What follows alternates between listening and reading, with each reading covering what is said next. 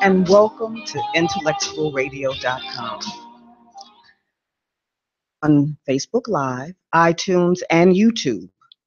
The number, if you wish to speak to me, is 708 223 8953. Come into my garden. It's Miss B again, and I want you to find your place in your garden, relax, take a deep breath, breathe in that good fresh energy, and then exhale and release. Give me one more breath. Inhale, yes, and then exhale. Come into my garden for this hour and breathe in some new energy for you and the garden of your life. So get comfortable and sit back because I have a few subjects to talk about today. Remember, I told you that July is the month of understanding. So you understand, and by listening with me means God gave you another day to understand that there is still time for your garden to bloom. Heard this song, and I think it really gives us a sense of how we should be doing and what we should be doing. And I want to read some of the lyrics to you. It's by Tamala Mann. God provides. So why do you worry about your life when he comes to rescue you 1,000 times?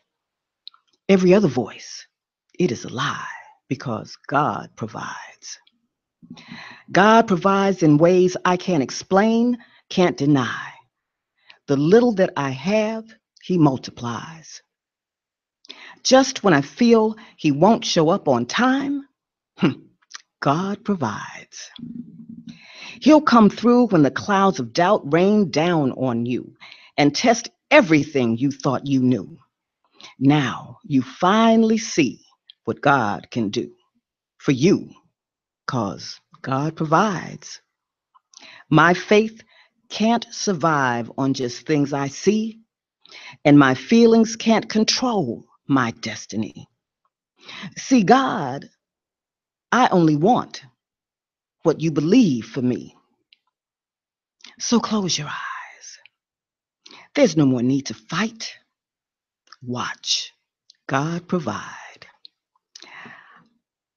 When I read that, you hear the songs, you don't always get the words. Sometimes you just need to go and look up the lyrics to some of the words that you hear, especially some of the more inspirational tunes.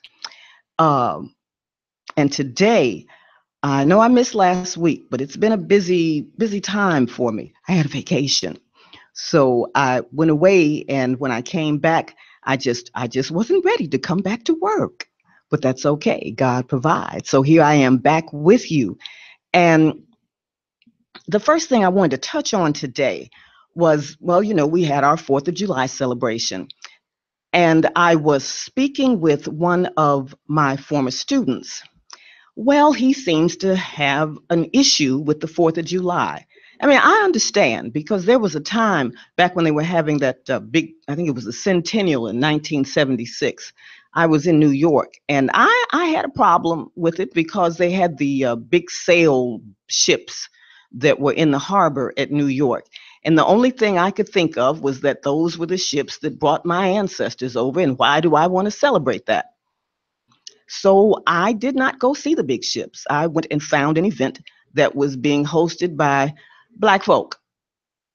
And that's how I celebrated that 4th of July. Now, I must admit, I do like my fireworks. And I always enjoy seeing a good fireworks show. But I understand why this young man was having some issues with the 4th of July.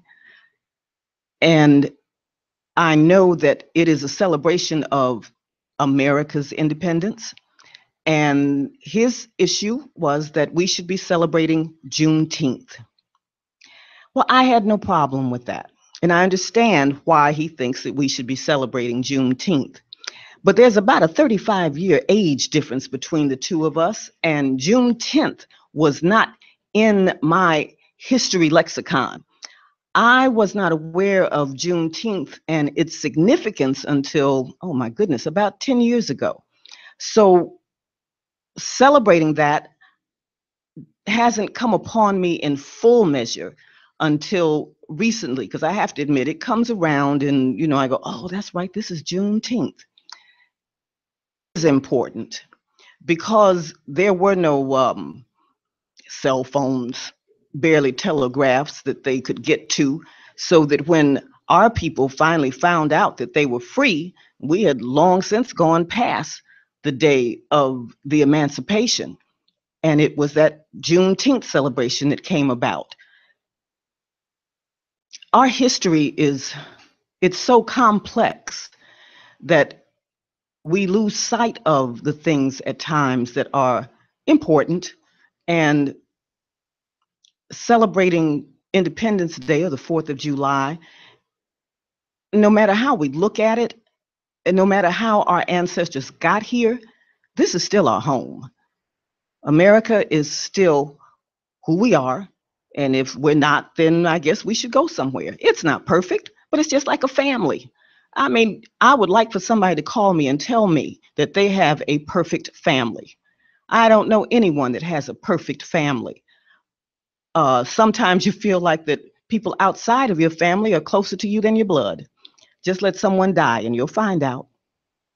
But I do know that I accept America as my home because it is. I've been to other parts of the world. We had a young lady that had just come back from Kenya. She was at church last Sunday, and she had gone and done a special project where she went with another group, and they helped out in Kenya. And when she came back and she spoke to us about it, one of the things she said, now this young woman is of high school age. She's in high school. And she said that no matter what the poorest of the poor of us is here, we're rich compared to the people of Kenya. So the complaining that we do, we don't understand. Oftentimes, after I've gone and visited other places, especially in Africa, I just wish sometimes those that are complaining and shuffling and not doing anything for themselves, sometimes we need to put them on a boat and send them back so they can understand how well, even when they don't think it's well, they have it. You can always get to a doctor, even if you got to go to the county, and the county will take care of you. But if you're out there in the bush somewhere, and you don't have a county to go to, you don't have medications to get. I'm not going to go there because my thing is for you to understand that wherever you are in your spirit, take it up a notch because we have so much to be grateful for. I have a story for you a little later about a young woman at church yesterday that I'm not going to tell it to you now. You just have to wait around so that you can hear it. But I am going to go on with my next subject, which is my vacation. Everybody should have a vacation. I only took 3 days this year, but it was okay because there were 3 days that I took and got what I consider some nice peace. I went to a place that probably isn't as well known for going just to hang out, but that's okay because I might not want you to go and hang out as much there because then if you go and hang out so much, then I might not be able to go and hang out as much and enjoy it the way I do. Okay, Ms. B, quit. um, the place is Lake Geneva. And for being only a couple of hours away from Chicago, it is like it's almost like going to another country. They have a wonderful lake, Lake Geneva, and wonderful shops, especially if you're one of those people that like to go in and look around, and you may not want to buy anything, but you just go in and you look around. It's got those kind of shops, the kind of north side shops that they used to have until it got all gentrified. But it's such a lovely, peaceful place, and the people are very nice. I had not a bad experience while I was there, and in many times I was the only one, which was okay by me because I've never been afraid to go or do anything that I wanted to do because I know how to go and do anything that I want to do. I didn't stay in town because by the time I decided to go, most of the places in town were booked. So I stayed about 15 minutes outside of Lake Geneva. It was just a straight ride to and back. And some of my favorite places to eat were around the motel that I stayed at. And I just leisurely walked, took my time, got up when I wanted to get up. I only got bothered at home a couple of times, but that's okay. You have to put out the little fires when you have to put them out. So I did that. One of the things that I did was I did yoga on that Saturday morning before I came home. And it was in a lovely hotel complex. And I believe it has a restaurant and a hotel combination. And it sits on a pier. And behind this pier, there was this nice little sandy area, and that's where we had the yoga. Now, I did good for about 40 minutes. And at my wonderful age, I thought I was doing really well until my knees started to talk to me and say, "What are you doing? We've had enough of this. Let's quit." So I stopped, and the nice young lady gave me some positions to do that didn't require me being on my knees as much. Them downward dogs got to be a bit much for the old girl, but I enjoyed the experience. Now, when I came home, I had to take care of things here, as you know how you have to do once you go on vacation. It seems that when you get back, the vacation almost sometimes can get voided because there are things that have gotten left behind that nobody did while you were gone. So you have to come back and you have to get those things done. But what did happen, I have been blessed for the first time. I have 3 interns that have come to McCoy Barber College to work and help to hone their skills, so to speak, while they're there. I have 2 from Simeon High School and 1 from CVS. The student from CVS is a young lady who actually is in the cosmetology program. But by the time she leaves, she will have a little haircutting skill under her belt. Like she's already done a bald head, and she was quite good at it. So with that in her repertoire, that's going to make her even a better cosmetologist than she would have been had she not had this experience. And the 2 young men from Simeon, the one thing about these programs in the high schools, I think they're great. The only thing is that I don't think they get enough practical experience. They get limited cutting while they're in school. And when they finish, they're supposed to be able to go and get their license. I'm not sure how confident they're going to be, but I will say about the 2 young men that I have, they're going to feel a lot better about their skills by the time they finish with us at McCoy. And they seem to be happy to be there. And I'm going to give a shout out to Marla Jackson because she is the young woman that helped to hook us up. This is, I don't even know how old this program is, but what it does is it takes high school students and it gives them, I guess, a range of places to go to that they've accepted, and they get a small stipend for doing that. So it's like, I guess, like a summer work program. But in this case, there's some real substance that these young people will get from attending the school for the few weeks that they're going to attend.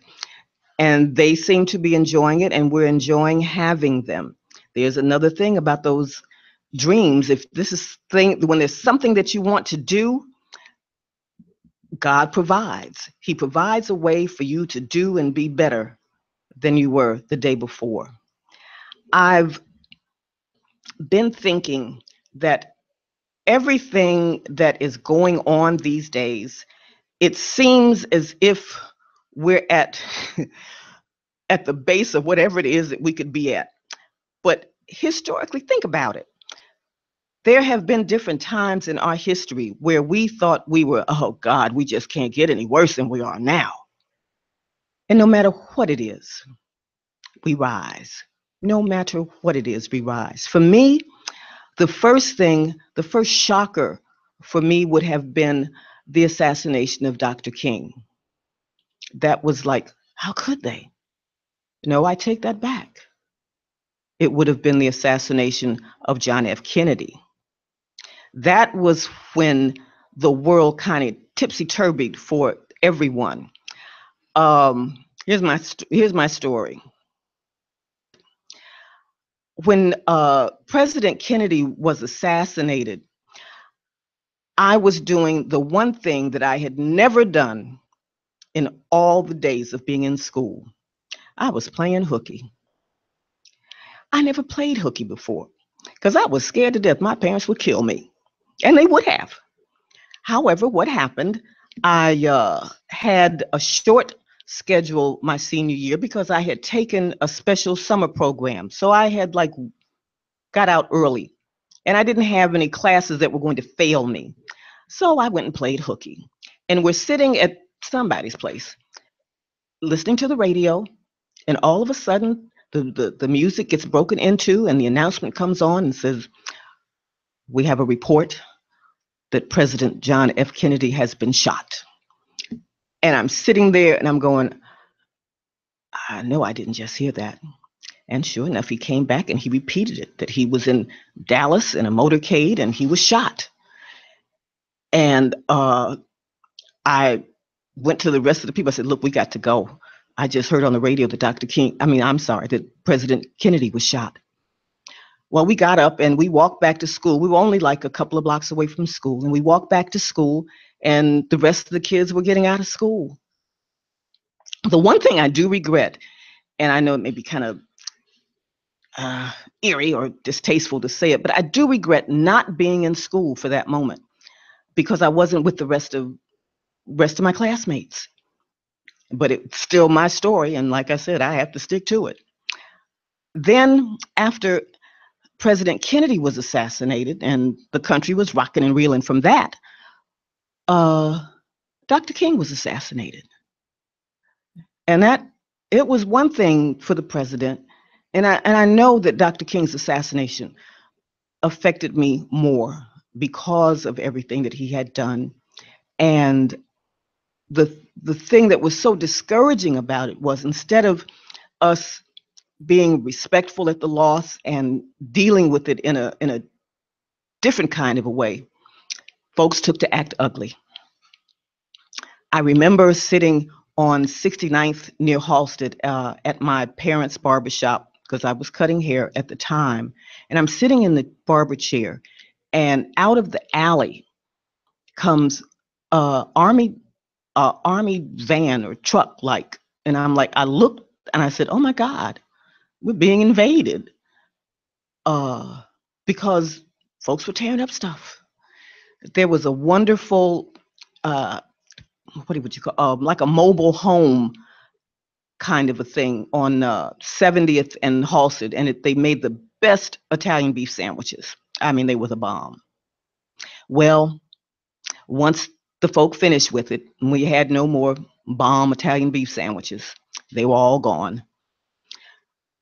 And what they did as a result of that, there were signs. Those of you that remember, people used to put signs in their windows called, and they would say black owned, and they would have the red, black, and green colors on it, and that was supposed to mean that you weren't supposed to bother them because it was black owned. That I didn't think we would recover from because they tore up parts of the city. They decimated the west side of Chicago. And the west side, I don't know if it ever really came back from that. And that's always sad. It's always sad because it only takes a few to disrupt everything. they said, what's that old saying? One bad apple can spoil a whole bunch. And we've had to live with that. But we still came back. We've never had the likes of a Dr. King again. We've had other black leaders, but for the one that did what he did, we never had a president like John F. Kennedy again, for that matter, even though people say, Clinton was our first black president. Well, that's. But the one thing about Clinton, I don't care what he did, the country financially, economically, it was in the best shape that it's ever been. Once the Republicans got back in, we haven't recovered since. Even with everything that President Obama tried to do, he could never do enough because of the mindset of the wrong people. Even now, they try to erase everything that he's done. The bottom line is that, as Prince used to say, the cream will always rise to the top. And you can never take that away, no matter how your ugliness may be. But you know what I always say, what you think, you bring about. And we have some thinkers out there that have brought about some stuff that we need to outthink out. And we can, because we've done it in the past. I guess then my next moment for shaking up my life anyway was Harold Washington. When we lost Harold Washington, that was, to this city, that was a blow. And it was a blow on both sides, because the one thing that Mayor Washington could do, he could talk and out-talk everybody and anybody. You had to go to your dictionaries to figure out what our mayor was saying half the time. I remember watching the news when they would comment, oh, I'm going to have to go and look that up. But that was the wonderfulness of our Mayor Washington. And he did things for the city that are still in greatness. Look at Navy Pier. Navy Pier was a desolate place that nobody went to until after Mayor Washington became mayor and got that place turned around. I take a breath now, so I'm gonna inhale and exhale, because our city, it's a wonderful city. Of all the places that I've been to, when I go north towards Lakeshore Drive and I look at our skyline, Chicago has one of the best skylines in the world.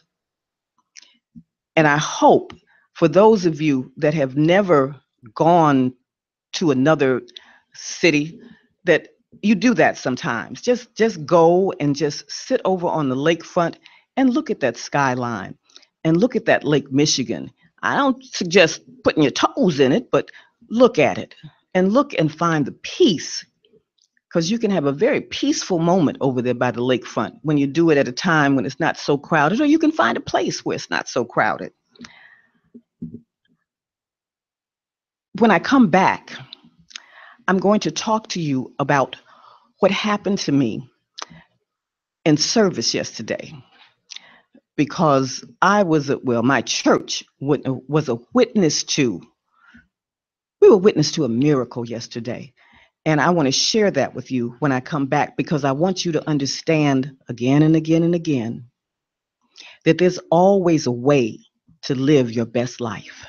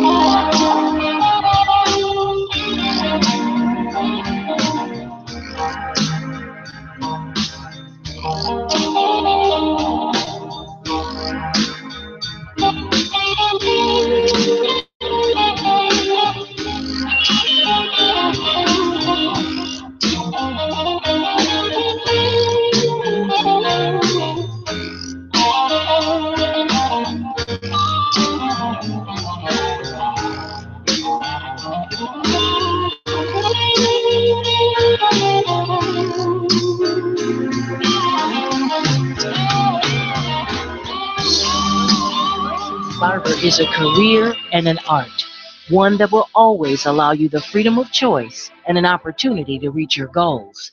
McCoy Barber College offers a focused 1,500-hour course in barbering, and when completed, you qualify to get a license by the state of Illinois as a professional barber. The barber industry needs sincere individuals who want to become licensed barbers. Now, as that's you, visit McCoyBarberCollege.net and see how you can change your life by becoming a licensed barber. Or if you prefer speaking with a McCoy advisor, give us a call at 773-221-6700. Someone is available to speak with you right now. 773-221-6700. McCoy Barber College, where legends are created and lives are changed. Welcome back to my garden on IntellectualRadio.com. I told you when we came back, I was going to tell you about a miracle that happened at church yesterday. First, I want to read a little something from our pastor's letter that he brings to us every Sunday. The Reverend Dr. Joseph E. Hill at the Power Circle congregation at 9350 South Chicago Avenue. And you are welcome to attend services at any time. They start at 10 o'clock. Now, July, the month of understanding, and what he spoke about was increase. He says, good morning to our Power Up on New Thought. I want to remind you that God, as absolute good, is all around us. When things appear to be rough and tough, look around, see the good, God, and know that everything is okay. He goes on to say, how can we please God? By living our lives according to God's will, God's way, and God's word. If we follow God's law, the promise from the universe is that our lives will be fruitful and our dreams will come true. But we have work to do. Our work is in cementing our relationship with God, our higher power within us, always remaining in a state of gratitude and thanksgiving. That is going to lead me to the miracle on 93rd in South Chicago yesterday morning. We have a young woman attending church, and she was in a really bad accident. Axle broke on her car. She crashed and went through the windshield. She has pins and bars and all kinds of things running through her body at this point. And she was told at one point that she might not walk. Well, I'm here to tell you that that woman is not only walking, but yesterday she danced.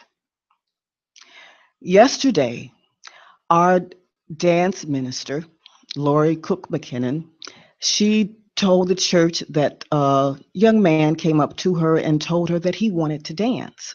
Now, this young man is the son of this woman.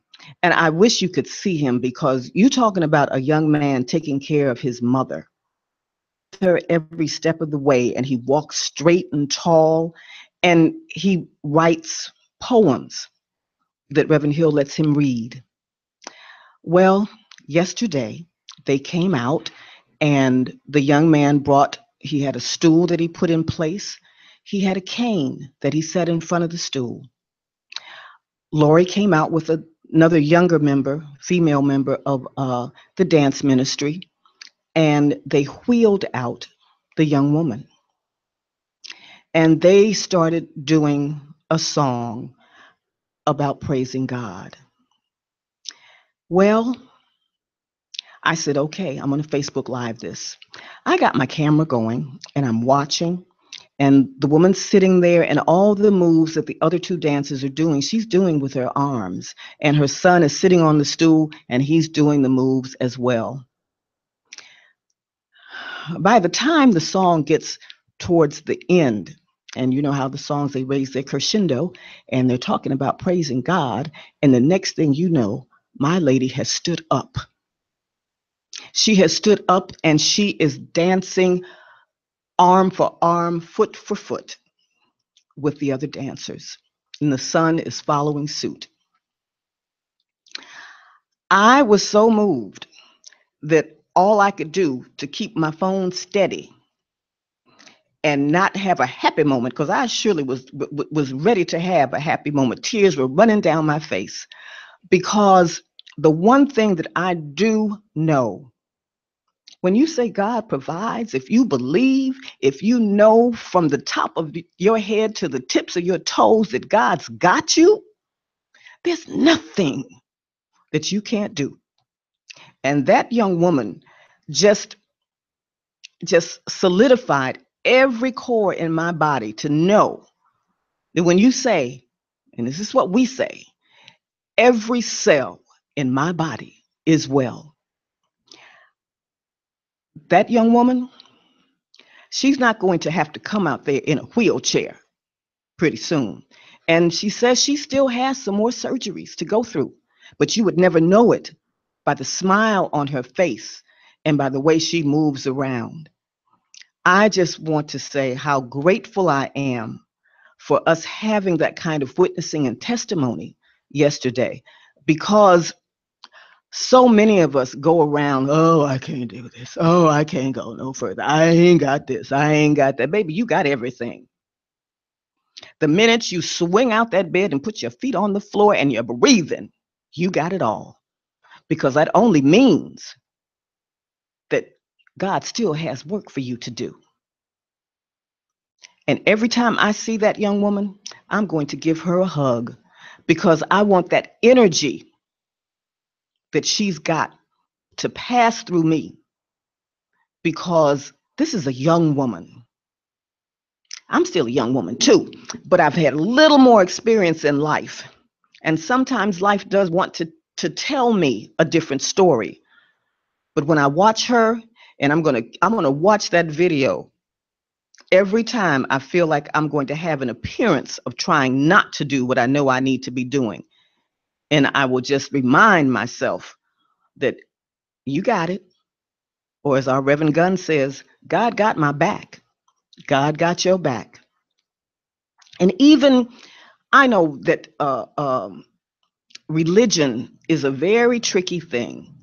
And I have been through the religious gamut. I started out as a Catholic because my dad was Catholic.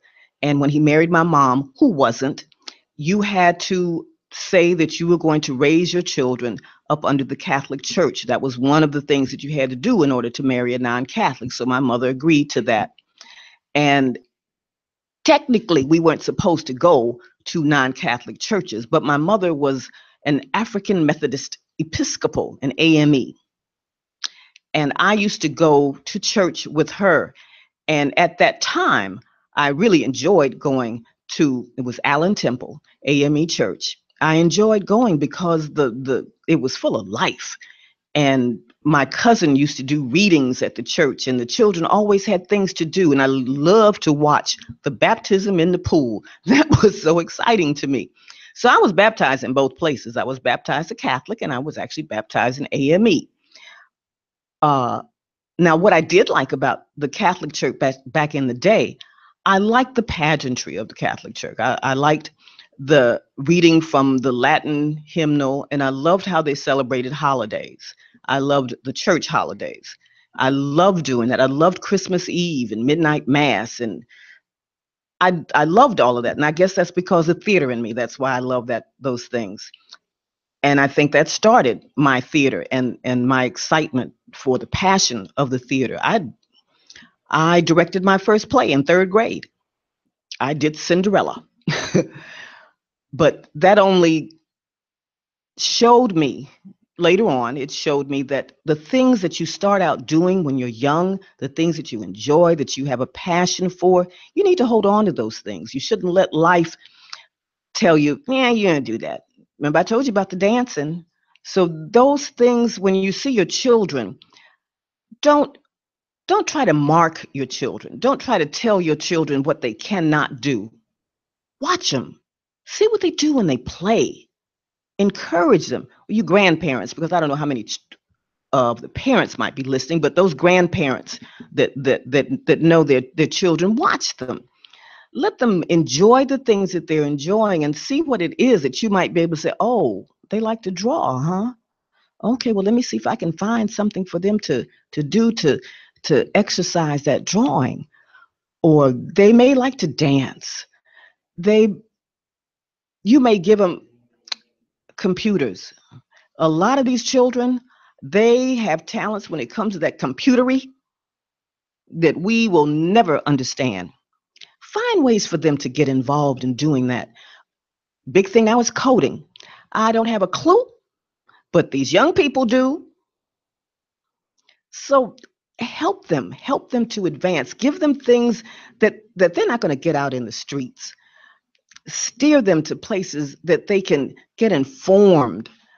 Because one of the problems, I believe, is that our schoolings, they do not offer our children enough to stimulate them.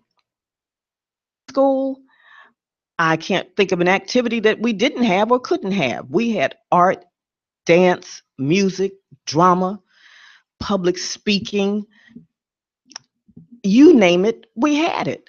It wasn't just about math, science, biology, English, photography. We had photography, film.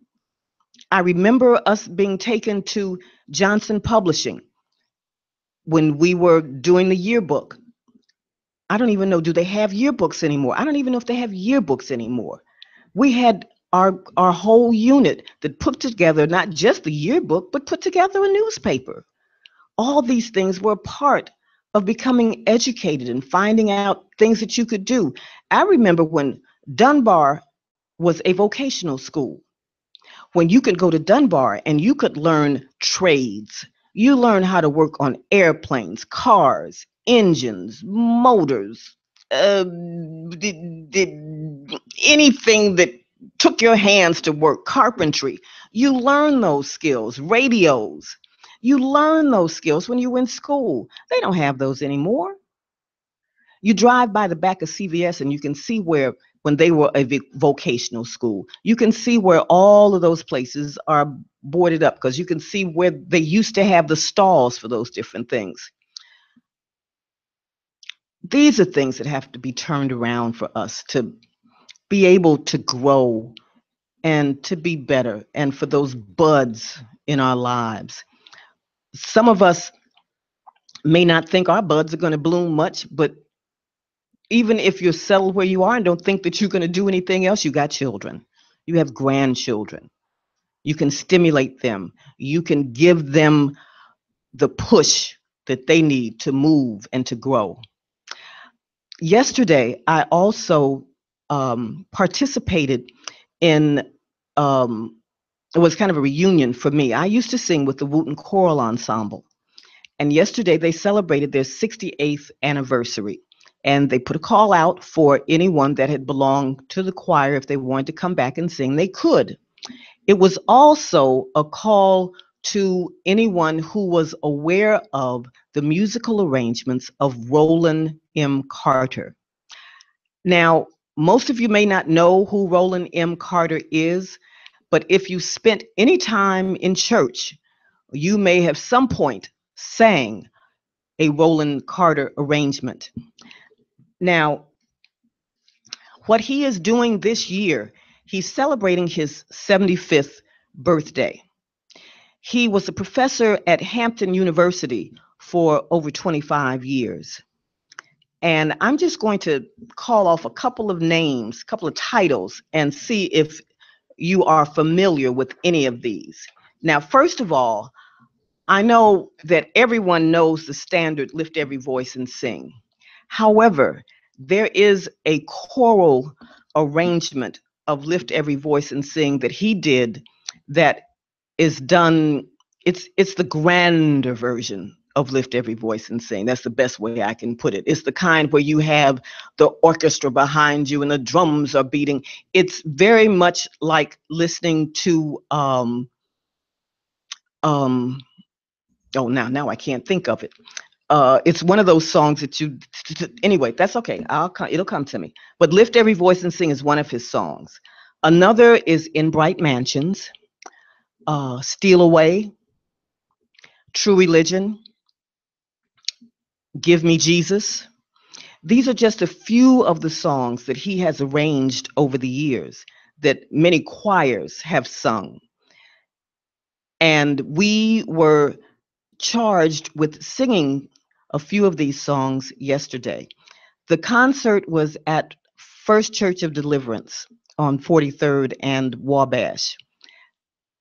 I have to tell you, we only had two rehearsals. One was on Tuesday and one was on Friday, and we sang on Sunday. Now, the ensemble itself, they had been rehearsing these songs prior, so they were more versed in the songs than we were. And I have to tell you, this here sister was a little nervous. Fortunately, we had the music, but these songs take real concentration on watching your director, who was Roland Carter. Thankfully, we did well. It was a beautiful, beautiful service, and I am very proud to have been able to have sung with the ensemble one more time. Also joining us were members from the Chicago Community Chorus, and so I met a few new people. It was a good moment, and I don't know how many times I will get to do that again, but singing is something that I always enjoy doing. And I salute Robert Wooten, who is no longer with us. He was my high school choir director. This is one of those moments where, for those of us that know, there's a what you call the migration from the south to the north. Mr. Wooten's family was part of that migration for my mother. When she came north, she stayed at Mr. Wooten's house, his parents' house at that time. And so they are kind of a relation by association. And he's gone on, and his children, Bobby Wooten and Carol Wooten, have taken over the ensemble. The ensemble sings out of Beth Eden Baptist Church, which was Dr. Wooten's home church, and they sing there every first and third Sunday. They also do concerts in and around the city. They've been all over. And one of the joys in my life was the time that I spent with the Wooten Choral Ensemble. I wish them well, and I'm so grateful that every now and again they invite us to come back and join them. I can't do it on a regular basis like I used to, but I do enjoy the moment like I had yesterday. Now, I told you about my miracle yesterday, and I hope that when you think about things not being the way you think they should be, you think about going through a windshield of a car and then 5 months later dancing. You think about that kind of miracle to know what God can do. And it doesn't matter whether you call him God, Jehovah. I don't care what you give the name to the power that is within and without. There is a power, and all you have to do is think, see it, believe it, claim it, because it is there for you. And anytime you have any doubts, just close your eyes and take that deep breath, exhale, and remember, you don't do that by yourself. This has been Ms. B from Coming Into My Garden on IntellectualRadio.com, and I thank you for joining me today.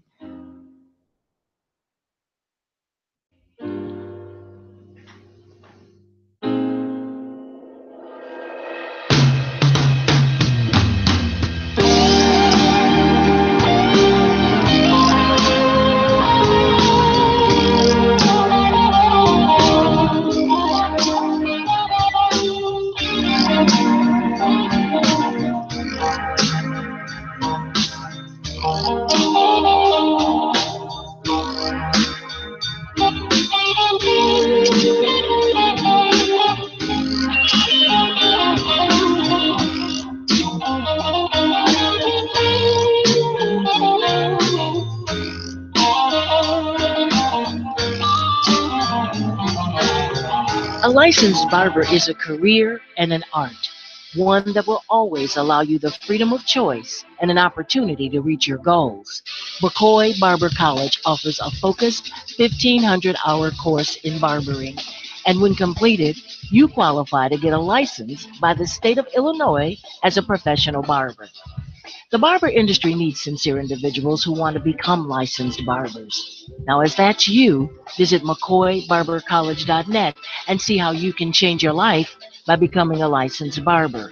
Or if you prefer speaking with a McCoy advisor, give us a call at 773 221 6700.